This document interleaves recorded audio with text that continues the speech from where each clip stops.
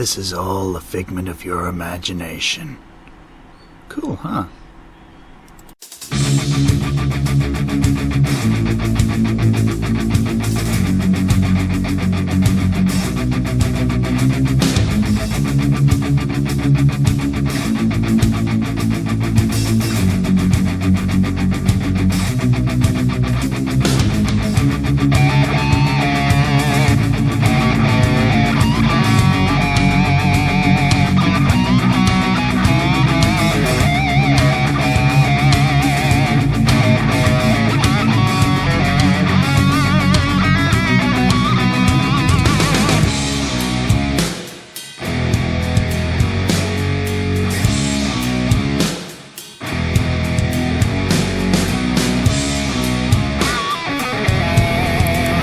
G'day everyone, once again, welcome to another episode of On the Drive Home. I'm on the drive home once again. Had an interesting day today. This message, you're going to like this one. It's simple. Do your job. Please, do your job. Whatever it is you got to do it. It's your job.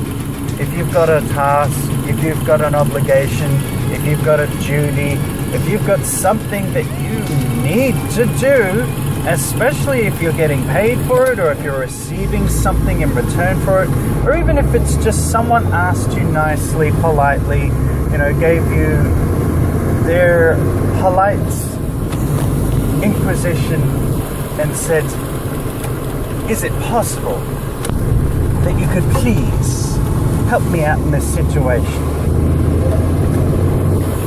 Because one mistake from a person not doing their job can lead to very catastrophic results. Here's how it goes. It's a domino effect.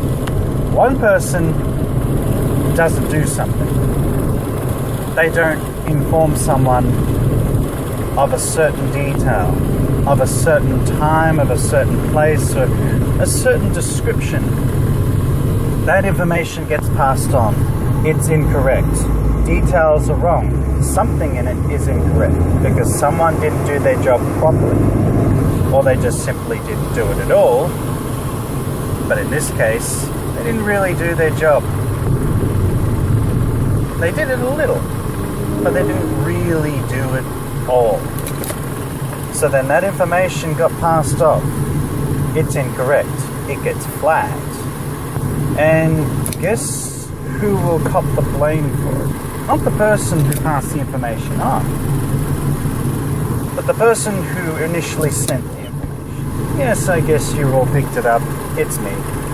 I sent something across and somebody put something in incorrectly. And because of that, it led to it being flagged, coming back to me and saying, this information isn't correct. We're going to have to double check. We're going to have to audit this. So then, of course, I go back and say, no, that's correct. But because there's something there that someone else didn't put in correctly, and now they're just not even stepping in to correct it themselves. I got to chase tails. I've got to get people without ears to listen. And people who should be doing their job, they don't. They just leave it. So now there's something that I've got to clean up, a mess that I have to sort out. And granted, I'm capable of doing that. But it's a hassle. It's an extra obligation, it's just, we've all been there. It's taking away from what I need to do. It's taking at least some focus away from something else that I could be doing. 100% of me is not devoted to one single task. As I mentioned previously, the multitasking, I'm on the phone at the same time as I am doing something else. So while I'm talking to a whole bunch of people going from department to department, at the same time, I'm doing something else. So I'm utilizing, maximizing my time and everything that I can do. But at the same time, it's a nuisance. And as a result, several people from different departments bouncing back and forth, going from one place to one place to one place, finally getting it all sorted out just because of a little incorrect detail, a very small incorrect detail. But in between, because there was someone else who didn't pass the proper information on and fix it as it was supposed to be. They didn't correct it. They didn't even tell anyone, hey, look, we need to sort out this issue. I need to do my job and fix whatever this issue is here, so that nothing else needs to be done further. All it takes is one person, one simple task. And I tell you, I was on the phone with about 5, maybe 6 different people. And if you include myself, that's 7 people.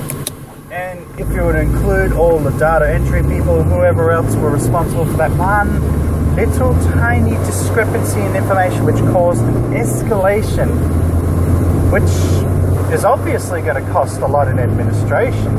Time, definitely. Money, well, if they put the money value to it, then yes, it's cost them money as well. Or if they say, well, they were working anyway, whether they were doing something or not, they were going to get paid anyway. But still, time was taken from a lot of people. And all it would have taken was just a couple of seconds. It's sat there for weeks. With me, all it took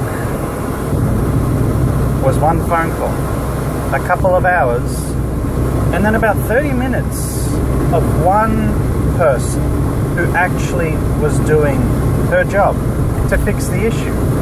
You see, the moral of this is, if you don't do your job, it can affect others. If you don't do what you're meant to do, and it takes you a couple of seconds, it can escalate. Now, it's taken hours. It's taken time away from others. And other people have done their job. They've done your job. They've done it for you. It's an incomplete task. And now, no one's better off. Everyone loses. But there's something that you need to do now. And it's something that just needs to be done. Do it. Let's say it a lot. Do it now. Don't wait. Don't put it off. Don't get lazy and think, do it later, or, it's not important to me. It could be an important task for someone else. It could be something that someone else needs. And this situation certainly was. Would you look at that? Once again, proof that I'm driving while doing this. Just got cut in front of.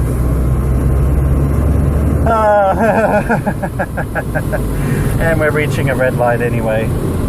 Oh, that's just cute. Oh well. I guess the moral of the lesson as well is don't cut people off. There was someone that actually did that while I was on the phone trying to explain the issue to them, and I was cut off a couple of times trying to explain how they were supposed to fix it. I knew exactly what the problem was. I fixed it for them. It took me a short while. That's, I guess, sort of sidetracking a little, but, do what you're meant to do. Do your job. If it's actually your job, or if it's a task, or just a simple job you've been given, do it. Don't put it off. And don't rely on other people to get it done for you, because otherwise, soon you may notice that they will get your job. That person might get your job, even if it's an actual employment, or if it's just someone who, just asks a general favor or something, and you'll find, oftentimes, if you don't do your job, and then you expect someone to do something for you, you may have a harder time finding that person doing anything for you because they couldn't rely on you. So then they may say, well, why should I do this for you then? Because you didn't do that one little thing for me, it caused all these issues. So then why should I do this for you? It spreads negativity, not positivity. And that's ultimately why I'm saying one more time before I close out the video, or the audio video rather, do your job. Please. If not for me, then for everyone else that needs you to do it. Well, I'm just about home now. I pretty much got everything I need to get off my mind for now. Like I said before, if you like the video, you like it. If you don't like it, dislike it. Whatever. Need the positive with the negative. But make sure there's an even balance of both. Do your job. And here's a job for you. Can you please subscribe so that you get more of these videos? And share with someone. Maybe they need to get a bit of a lift up. Maybe this can help them out. Maybe I'm helping absolutely no one but myself. But that's okay too. Because you know why? Because I did my job. I fixed things. And hopefully, maybe this video will fix somebody else. Just a little. Maybe it'll help them realize that they aren't doing their job 100%. They're just not doing anything. You get them to do something. What do they got to do? I said it before. That's right. Do your job. Whatever it is your job is. Whatever it is your job entails right now. Whatever defines job. Whatever it is. Do it. Don't put it off. To stand your ground. Standing your ground. Now, what is standing your ground? It's holding a position. You know, if you're in the right, if you're in a situation where you're basically told to compromise for whatever reason, and you know it's wrong, you know that something is wrong, you know that something isn't right, and you have to stand your ground and do the right thing. You, of course, in this situation, you hold your ground. But when you do so, you have to consider doing the right thing, not just by your own standards, not just for yourself, but by others as well. Because as long as you're doing what is the right thing, when you're in the right and you've done the right thing, and someone is trying to tell you to do something completely different and it is wrong, they want you to compromise. They want you to fall back on your position. They want to do that because it's easier for them. They want things to be easier for them and they haven't considered you. So they want you to back off and not hold your position and stand your ground. Essentially, it means defending yourself in any given situation where you are completely in the right, where everything has been done to consider others and you're in the right, but someone wants you to do something completely contrary. Obvious examples to that is, you know, you don't want to drink and you're underage, or you just simply don't want to smoke. Peer pressure. You're told to say something, you're told to do something, you're told to make fun of that person, you're told to act a certain way, dress to a certain standard that someone just tells you to, not for any logical reason, but just simply because they just want you to. Go ahead, have that cigarette. Go ahead, have that drink. Go ahead, say that to that person. It'll be really funny, it'll be really cool. Is that the right thing? No. So what do you do in that situation? You grow a moral backbone. Hold yourself steady. Keep your ethics and morals in check and stand your grounds. And it may not be a popular decision. It might not be the best thing for that other person in their minds. They may just say, well, you don't do that. You're not cool. You're not my friend. You're nothing to me. You're just like them. But you stand your ground. You do the right thing by yourself and by others. In the adult world, the same. It's something I had to deal with. The topic we were talking about last week, where basically there are people who weren't doing their job. Was it last week? It was one of the last weeks we were talking about, do your job, whatever that task is, whatever it is. And because someone didn't do their job, it cost me, or it could have cost me. And these people were in the wrong, but they just wanted me to compromise. They said I owed a certain amount of money, and I said, well, we need to check that, and good thing I did. Good thing that I asked questions, a good thing I did, because it turned out I didn't. But because the information was never updated properly, it was set off to collection unnecessarily. Someone didn't do their job, and because of that, now I had someone in a collection agency call me up saying, oh, well, even if you don't owe it, just pay it, and, well, then if you just don't owe it, they'll pay it back to you. Is that the right thing? No, because it's already been confirmed not to be owed. Don't need to compromise, don't need to give in to pressure, especially if you know what's in the right. Now, obviously, action is necessary in order to correct the matter, and I did, and it was amended, and it was fixed very, very, very quickly. But they wanted me to just compromise my position. They didn't want me to stand my ground. They wanted me to just pay the go-away money, and, if they're wrong, then they'll just pay it back. But that's not always the truth. That's not always the facts.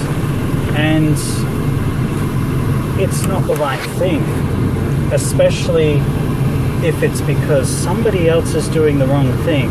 And to make it easier for them, they just want you to compromise, because then it justifies their position. Then they can try and convince themselves and others that, see, we were in the right because that person did that. Or at the same time, you're all grouped in the same category, you're brought down with them, and because maybe this person is just no good, is just a repeat offender in certain, maybe you're in a shopping center and they steal something and you did nothing to either stop them, or just basically you did nothing to stand your moral ground and disassociate yourself from them, distance yourself, separate yourself from them. So now when you're at the security gate and you're caught, now you're an accomplice with them. And now you're in just as much trouble as they are, because you didn't do the right thing. You didn't stand your ground, and you didn't do what you knew was right. If someone is trying to take something from another person, if someone is getting violent with another person, you stand your ground, or you even help someone to stand their grounds and do the right thing. Because there are people out there that are malicious as well, that will count on people not only not to stand their ground, but that people won't help others in order to stand on their ground, on their own 2 feet. And that's why we get so many incidents where people are abused, people have been put in situations where, maybe someone was there to see it and could have done something to help it. I just didn't want to get involved. I didn't want to put myself in that position. Or very much in many circumstances, people don't want to compromise and help another person, so they're backing off and they're not standing their ground for what they know is right. If you see someone hitting another person, doesn't always mean that you have to directly intervene, because maybe you're not in a situation where you can physically interfere, but maybe there's a situation where you can distract and repel and make that person aware that that person isn't alone on their ground. They're taking the high ground. They're taking the higher ground against that person, against what's right. And in doing so, there are more people against that one person who has chosen to compromise their position and do the wrong thing instead of the right thing by others and even themselves. Now, standing your grounds can be beneficial. It can get you out of financial hardship. If you know that someone is trying to commit fraud against you, if someone has not tendered a service and they are trying to essentially rip you off, that does happen. If there is a person who is abusive and you stand your ground, you say, I'm not going to tolerate this, I'm not going to put up with this violence, I'm not going to be a victim of circumstance. You're standing your ground, and that's a very important thing to do. No matter what the situation is, you always need to consider the right thing to do. Stand your ground, the right thing by yourself. If someone's standing their ground and they're in the right, and they're being taken advantage of or abused or otherwise, help them to stand their ground. Help people to do the right thing instead of taking a back step, falling back, giving up your ground to another person who instead is just aiming to take and do the wrong thing over again. Positivity instead of negativity. Contribution instead of the otherwise. Addition instead of subtraction. So, I guess that's about all that's on my mind for the moment, but yeah, because I stood my ground, mistakes were made, a couple of apologies were made, and if I had done what another person had told me in that situation and I compromised my position, it didn't matter if I was in the right or wrong. I would have been still regarded and treated as if I was the bad guy in the wrong. But because I stood my ground and I was in the right, I didn't back down. I didn't do anything to take from other people. I wasn't impolite, but I did the right thing. And eventually, it was hard work. It's never going to be easy to stand your ground. There are times where someone's going to threaten you. In real life, they will threaten you. Stand your grounds. Don't let people bully or intimidate you. Stand your grounds. Don't let people tell you to do something that you don't want to do, that is going to take away from you or someone else, that is harmful, that is negative, that is going to be something that you just cannot do, that you should never do, that no one should have done to someone else. Don't just back down. Stand your ground. It's an important thing. And it will help you in situations. And it will make you a stronger person as well. People who cut other people off. The inconsideration that you just don't seem to have.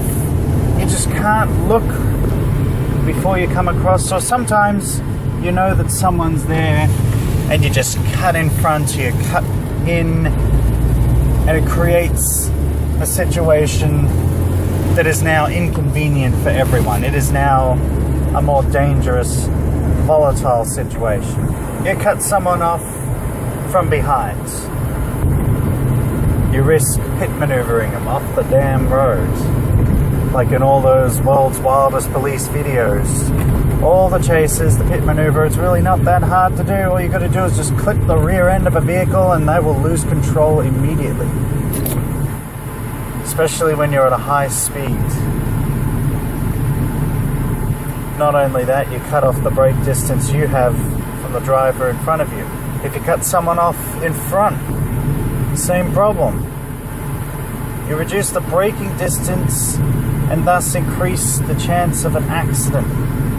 You're putting yourself at risk. You're putting other people at risk. You know? And a couple of times, one time in particular that I was unable to get out of, or a couple at the very least. I can think of a few, but at least 2 occasions where an accident did actually occur because someone cut in front or cut across, just not looking, not paying attention, or not even caring. A situation where a person just pulled right out, took it wide out into the middle lane, then just cut right back in and hit my car. Pretty much ran me off the road. I was at a low speed, and so was the other guy because I saw him coming, but still there was not a lot I could do. Similar situation almost. The person was indicating, but not paying attention, just threw on the indicator and just went. My hand was on the horn for a good 5-10 seconds saying, yeah, I'm here. But wasn't paying attention, didn't care, and kind of crunched my car at the side. It was a lucky situation that eventually when she hit the car, I mean, she had somewhere else that she could go to, and there was something I could do about it. I came to a stop, I kind of scraped up the side of the car and gave it a little bit of a dent. In both situations, it was all sorted out by insurance, but still, an annoying situation. Annoying, unnecessary. And in many of these cases, people are not so lucky. The damage is irreparable.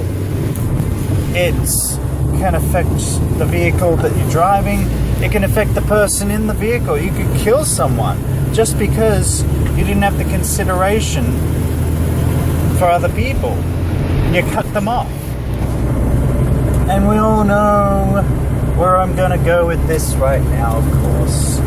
That when you cut someone off, we're not always talking about, cutting someone off while you're in a vehicle. But if you are to cut someone off while they are talking, while they're doing something, sometimes it can actually lead to the same thing. It could lead to dastardly circumstances. It can affect people in ways you didn't know because you never considered them to begin with. There was one time I was invited out to dinner, me and my father. We were invited out to dinner to a family member's home. And unknowingly, family member invited her friend and her friend's mother to the same dinner. It's like, okay, whatever. So we're having a good time. We were, all chatting, and I was much younger back then. I was like a young child. And I was recounting some stories and a couple other things, and everyone really wanted to hear it. And this mother of this friend who was invited seemed a bit prudish and perhaps a little stuck up. She cut me off. I was speaking, everyone was, we were all laughing, having a good time, and just suddenly cut in. It's like, anyway, and then change the subject. Now, the first time I didn't think too much of it, I was like, oh, okay. The second time, I was halfway between telling a story. Same thing happened again. Anyway, got cut off. Started to get annoyed. It's like, hang on. I didn't do anything wrong here. And it happened a third time. And I believe even a fourth time. Just anyway. So I was cut off. And my self-esteem as a young child had been affected. Because I was thinking, first and foremost, what did I do that was wrong? You know, why? And then I just got to thinking, hang on, I didn't do anything wrong. And it made me angry. But then there was also a bit of shame in the anger, because it's like, is this acceptable for me to be angry at this person for what they did? I mean, I didn't understand what was going on. I didn't understand why I'd been cut off, why I hadn't been considered in that situation. That was at a young age. I was a lot younger. But there are people who are cut off, or they're saying that it's like they're saying something, they're trying to get their opinion across, they're trying to express themselves, they're trying to get their thoughts across even. And they'll just say, oh, yeah, whatever. And it affects people. It can cause them to go into reclusion. That's not a good thing. It can affect them emotionally. That's not a good thing, because it's all negative. You make someone feel bad just for trying to just express themselves. Now, there are situations where, yeah, okay, you want to cut someone off from saying the wrong thing and anything like that, but that's a different story, because then there's an explanation behind it. There's a reason behind that. Because if you're about to say something offensive, you know, like someone's about to say something that's conceivably racist, or something that's just sexist, or anything that will take away from the self-esteem and, you know, even the general well-being of others. Like, if you're in a situation where people are teasing another person and, oh, they just think that they're just having a fun time, but they're really not. Not from the other person's perspective. You cut them off and say, nah, enough, stop that. Different. But what do you do when you're doing the right thing? Or not even, you can say the right thing, but just either the right thing or the wrong thing. You're just doing, you're just being, you're just talking, you're just not saying anything offensive, you're not doing anything offensive, and you're just cut off. Then what? You know, it's essentially someone is teaching you that no matter what you do, no matter what you say, no matter what you are, that it's just acceptable for people to treat you badly, to just cut you off, to say you don't matter, your opinion doesn't matter. And that fills the head with a lot of negativity. A lot of people take that with them. Get in that reclusion, get in that dark place. When they're in that dark place, people do things that they should do. Maybe they'll come back from that dark place a vengeful person, an angry person who takes out their frustrations on many other people and cause them to be angry, cause them to be upset. Maybe they take it out on themselves, and we all know how that goes. Addiction, suicides, just self-harming, not a good thing. And it all can be traced back to perhaps just that one time, or the one too many times where someone was cut off. They cut them off. They were cut off.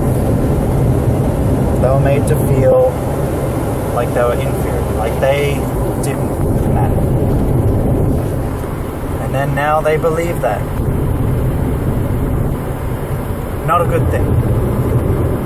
But there are other times where you get cut off and someone might cut them back off. Now, it's never a good thing for someone to be cut off, but to cut someone off from being rude to another person, take a negative and make it into a positive. You could say, I cut that person off from saying something offensive. I cut that person off from doing something that would have been inexplicably rude. Now, you could say, I just simply cut that person off. Tab, last drinks, last order. That person was clearly drunk. I had to cut them off. There are times where you could say cutting a person off for their own good. But that's from the negative to the positive. But if you cut someone off from a positive, turn it into a negative. See the difference? That's what we're talking about here. You don't want to confuse the two. Sometimes, yeah, it is necessary to cut someone off from alcohol or cut someone off from saying something offensive. But if you cut someone off for no reason whatsoever, just out of inconsideration, you didn't check to the left or check to the right. You didn't check before you did. You just, I just want to get in front. I just want to be here. I'm just going to cut this person off. And that's it. Not good. Don't do it. If you don't want to hear what someone else is saying just simply because you feel that they are inferior to you, that they don't deserve a chance to express themselves, that they're not allowed to express themselves, then you need to cut yourself off from doing whatever it is you're intending on doing. You need to cut yourself off from cutting someone else off. You need to consider other people. Get a little grander scope of things. Look outside of yourself so that you don't just cut someone off. Let them go past. Give them a pass. It's better off. You'll be better off. Everyone will be better off. It won't be an awkward, uncomfortable situation afterwards. Definitely, let's say, it's a story that carries with me for a long time. It will for the rest of my life, because I'm one of the lucky ones. See, I understood and I got the clarification I needed. And the person who cut me off, the kind of people that have ever cut me off for the wrong reason, I haven't taken that and thought, oh, well, there must be something wrong with me. And I haven't even gone and said, there's something wrong with them. It's just, it's unfortunate that they just don't feel that expression is necessary. That they're so limited within themselves that they don't want to hear a story. They don't want to hear a new perspective. They don't want to open themselves up to ideas.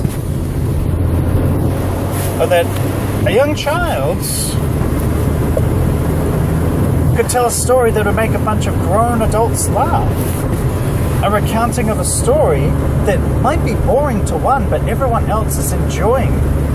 And it's making them feel good. If you're going to close yourself off and honestly feel the way you feel, that nothing in terms of expression is necessary, you need to cut yourself off. But don't cut someone off. Because that person, if you cut them off and they're not able to properly decipher, they're not able to properly, they cannot deal with that properly, then you may just end up ruining a life. You may end up hurting them. And all just because you just wanted to get in front of them. That could be in a car, that could be in a conversation. It's all the same.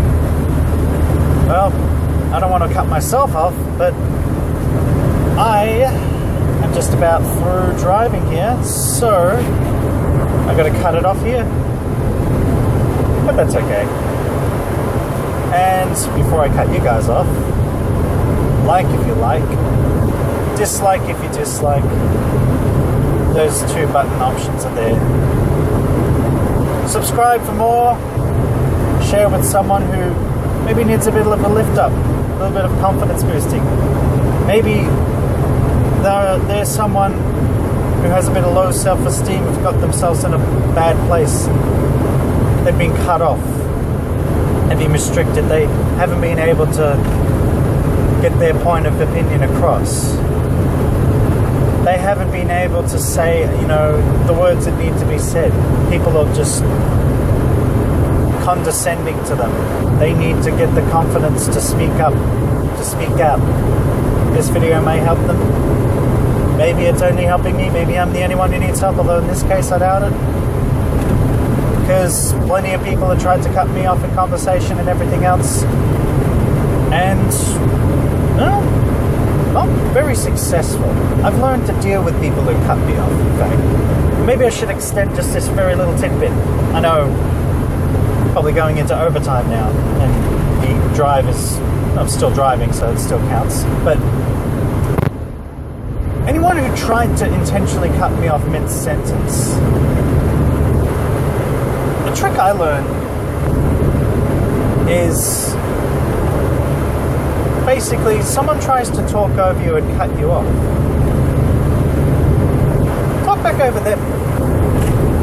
See how they like it. And then guarantee they won't. And maybe they'll get the message. If they say something, you say, well, you cut me off, how does it feel? And get to talking about it.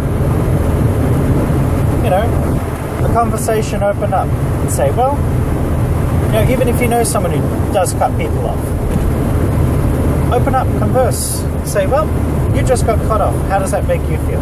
It doesn't make you feel good at all. Of course not. Opens up a conversation, and hopefully you can reach that person and say, look, this is what you're doing. This is how you're making other people feel. And it's always important to open up a dialogue in that manner. To show people that, hey, this is what you're doing to others. You're cutting other people off, and it's making other people feel bad about themselves. A little bit interesting today. I took a bit more time to rest after the weekend, more hard work and renovations and everything else in between. And I just felt like, because it's holiday time, even though as an adult you don't get holidays, not really, I took a little extra time to rest and relax and just catch up maybe on a bit of sleep. And then after that, because I basically work my own schedule, I then went out, committed myself to do a certain amount of work, got it done, realized I had a lot more time on my hands than I predicted, so I did some more. I did as much as I possibly could. That's kind of the topic here. Take the time to relax, rest up, but work hard. Always, when you got something you got to do, it's got to be done.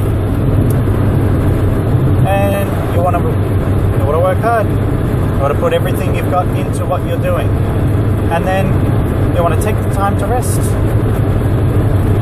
2 important things. I know often a couple of the past drives home we've kind of breached across these topics, but if you need to take the time to relax, do what you got to do to rest yourself up. Especially, it's applicable to people and competitions and sport especially. Rest up. And then when you get to that competition, work hard. Work as hard as you can. Do everything you're able to do. Don't give up. And if you make it through the next round or the next, next tier, next level, okay, then congratulations, you've made it to that next level. Now work hard there. Put 100% into your best effort to achieve what you need to achieve. And then when you're done, when you've completed the task, when you completed the competition, when you completed what you need to do, put 100% into resting up. Take the time to relax. Take the time to recover. It's very important that you do that. Especially as injuries can occur, especially if you put yourself through a lot of strenuous training. Maybe you put in extra hours at work, you put in your mind through a lot more stress, and that can wear your body down as well. The mind is also a muscle. Obviously it's not a muscle, we know that, but we're talking metaphorically here. And it gets tired too.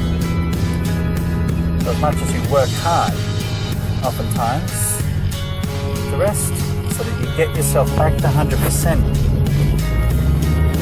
And that you can then go from there, put in 100%, work hard the next day.